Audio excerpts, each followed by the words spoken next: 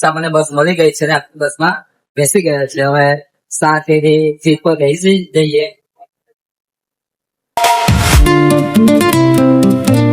જય દ્વારકાધીશ, કેમ છો મારા કલેજાઓ? સ્વાગત છે તમારા બધાનું મારા ન્યુ વ્લોગમાં. અને હાલમાં છે આપણે માસાઓમાં ફરી સિમ કાર્ડ વાપર અને અહીંયા એરટેલ વાળા છે તો આપણે વીઆઈ માંથી એરટેલ માં જતા રહીએ, કેમ કે આપણે વીઆઈ માં નેટવર્ક બરાબર પકડાતા નથી. તો ગાઈસ એરટેલ માં તો ફૂલ 5G નેટવર્ક પકડાય છે. તો અહીંયા સ્પોટ કરવા માટે ઉભા રહ્યા છે અને સાથમાં આપણે વિવેકભાઈ પણ છે. અહીંયા જો તમે હવે સ્પોટ કરાવીએ છીએ. હવે પૂરું બાકાજી નેટ ચાલશે આપણું. તો ફાઇનલી આપણું સિમ કાર્ડ સ્પોટ થઈ ગયું છે. તો અમે આજે ખુશ છે. ઘણા દિવસથી હું ખોલતો હતો તો થઈ ગયું છે. હવે એરટેલ નું નેટ મસ્ત મજાનું ચાલશે. તો ચાલો હવે આપણે આગળનો સફર શરૂ કરીએ. આપણે બેંકમાં આવ્યા હતા, એકાઉન્ટ માંથી પૈસા કપાતા એટલે આવું તો પડે. તો સ્ટેટમેન્ટ કરાવ્યું તો પેન્શન આ કપાય છે 90 રૂપિયા દર 3 તારીખે. તો એ પ્રોબ્લેમ જેવું નથી. હવે આપણે એન્ટ્રી પડાવી લઈએ અને મારે હજુ બરોડા જવાનું છે તો બસમાં બેસીને જવું પડશે આજે. ગાઈસ ફાઇનલી એન્ટ્રી પડી ગઈ છે અને આપણે અહીંયાથી હવે નીકળવું પડશે, કેમ કે અહીંયા થોડું કામ છે બરોડા. તો આપણે આજે બસમાં જવું પડશે, કેમ કે બાઇક નથી મારી પાસે સારી. તો પોલીસ વાળા હોતે તો પાછા એટલે આપણે બસમાં સફર કરશું આજે. સામાન્ય બસ મળી ગઈ છે ને બસમાં બેસી ગયા છે. હવે શાંતિથી સીટ પર બેસી ને બરોડા ઉતરીએ ને આપણે નારાયણવાડી સુધી જઈ છે. નારાયણવાડી થી આપણે રિક્ષા પકડી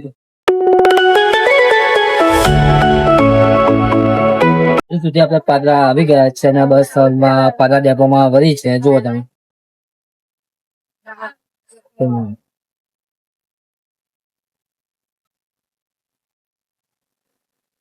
તો અહીંયા 5-6 મિનિટ બસ ઉભી રહેશે, ત્યાર પછી બરોડા જવા માટે નીકળશે. તો આપણે બસમાં થોડું બેસવું પડશે.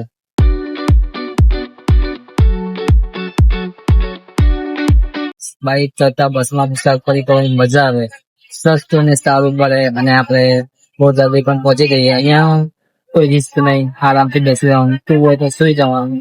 આપણે ત્યાં જગ્યાએ પહોંચવું હોય ત્યાં આવી જાય તો ઉઠી જવાનું, કોઈ ટેન્શન નહીં. નારાયણવાડી ઉતરી ગયા છે અને અહીંથી જવાનું છે આપણે ગોત્રી. તો આપણે રિક્ષા ખોલવી પડશે. કઈક જુઓ તમે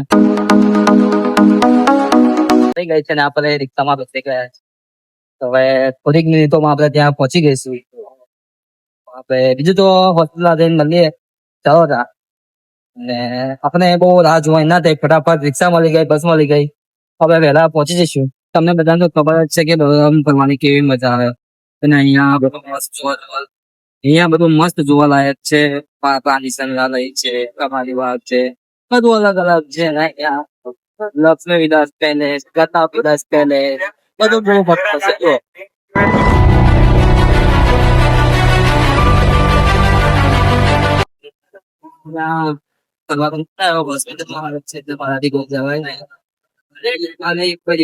આપી દીશે આજે એક્સરે બનાવ્યો છે.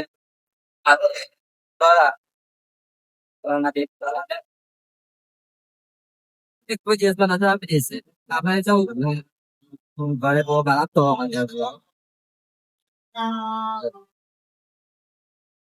ફાઇનલી ગોરી દવાખાને આવી ગયા છે. જુઓ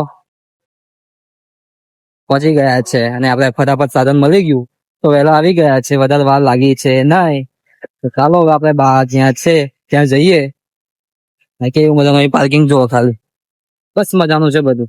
ગાઈસ આપણી હોસ્પિટલમાં એન્ટ્રી થઈ ગઈ છે.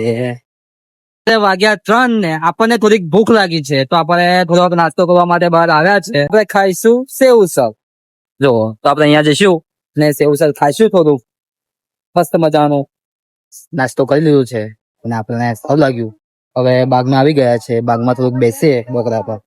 તો ગાઈસ અહીંયા બકરો છે, અહીંયા થોડીક વાર બેસીએ. અહીં થોડી ઠંડક સારી છે, બહુ મજા આવશે. અને હવે અંદર થોડીક વાર પછી જઈએ, કલાક પછી એટલે 4 વાગ્યા હોય અંદર જઈએ. હાલમાં જો ફાઇનલી બાને હોસ્પિટલમાંથી આજે રજા આપી દીધી છે અને હું ઘણો ખુશ છું કે બાને રજા લીધી અને આજે જ હોસ્પિટલમાં આવે ને આજે જ ઘરે પાછું જવાનું છે. ગુનો ઘણો ખુશ થઈ જશે, કેમ કે હું આવતો હતો ગુનો બહુ હતો. તો ચાલો આજે ઘેર જવાનું છે અને અમારી રિક્ષા પણ આવી ગઈ છે. બાને અંદર બેસાડી દીધી છે. કાકી દવા લેવા અંદર ગયા છે. દવા આવે એટલે અમે અહીંયાથી નીકળીએ. ગુનો તો બહુ ખુશ થઈ જશે. કેવું કિસ્મત કહેવાય. ગુનો પણ બોલાવતું હતું કે પપ્પા ના જતા અને અચાનક મારે આજે પાછું જવાનું છે. તો તમને મારો બ્લોગ આજનો સારો લાગ્યો હોય તો લાઈક, કોમેન્ટ ને સબસ્ક્રાઇબ કરવાનું ભૂલશો ના.